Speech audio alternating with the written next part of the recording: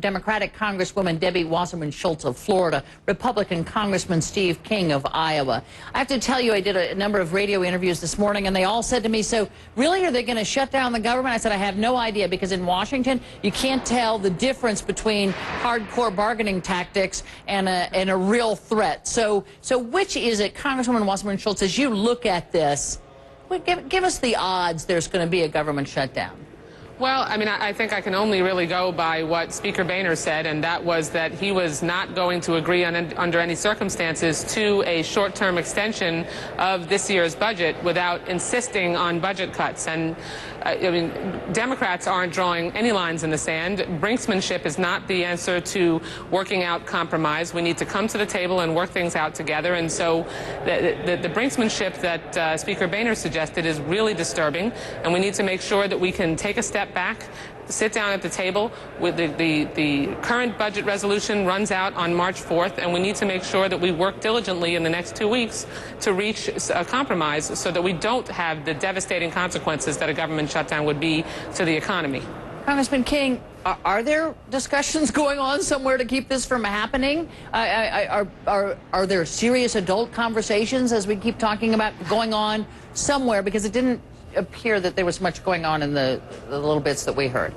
Well, Debbie and I have adult conversations. We just got accused of that a few moments ago.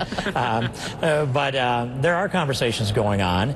And I would say that, you know, even though the term brinksmanship would cause some people to think that we're running on a dangerous course, if there is no brink, there will be no agreement. And that brink is at midnight, March 4th, when funding runs out. If nobody does anything, the government will shut down, and it'll be a lot of people's fault for not getting that done. We're committed to providing a responsible budget. We're going to do these cuts. We have to move into this era of austerity, or this economy is going to forever downwardly spiral.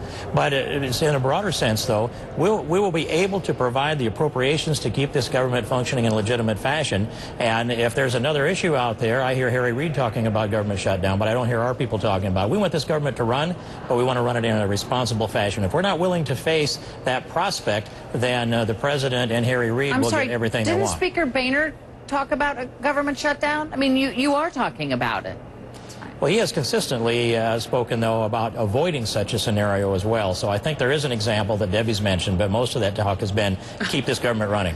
When the Speaker of the House, Candy, suggests that we are going to draw a line in the sand past we're going to allow the government to shut down unless they get their way, then that's a serious problem. That's just not a casual reference. That is the Speaker of the House, third in line to the presidency, the person who decides whether we can reach a compromise or not. This is serious business, and in terms of the proposed cuts that we're talking about, the Republicans want to cut 218,000 kids off a Head Start. They want to reduce the amount of the average Pell Grant by $845 per student. I mean, we're talking about real severe impact to real people. Well, we need cuts, Candy. We have to strike the right balance between smart cuts so that we don't short-circuit the economy and sound investments so we can continue the recovery. Sure, but as I read the Speaker, Congresswoman, he's saying that he's not saying I won't agree to a temporary spending bill at all. He's just saying inside that temporary spending bill, we need to have some cuts. So can't you guys find something in that temporary spending bill that you could possibly agree on that will then move us forward while you disagree on the larger matters for this budget that, let's just add, should have been passed last October? I'm sure that we can. I'm sure that we can sit down around the table and come to agreement. However, so far, the Republicans have insisted, if you've watched the debate over the last 3 days, on draconian, severe cuts that are going to cause severe harm to our economic recovery. And they're not willing to sit down and approach this in a more reasonable way. But, Congressman King, you say you are talking. Well, we're so radical that we want to just take the spending back to 2008 levels, and I guess maybe I should be embarrassed about that audacious approach that we have. But the president, in his audacity, presented a budget that produces a $1.65 trillion deficit. And I look back through those years, and that was the total outlays in 1997, $1.6 trillion, and the total on-budget items in 2002 were $1.6 trillion. So his deficit, just in his proposed budget, is greater than the overall outlays or the overall budget in 2002.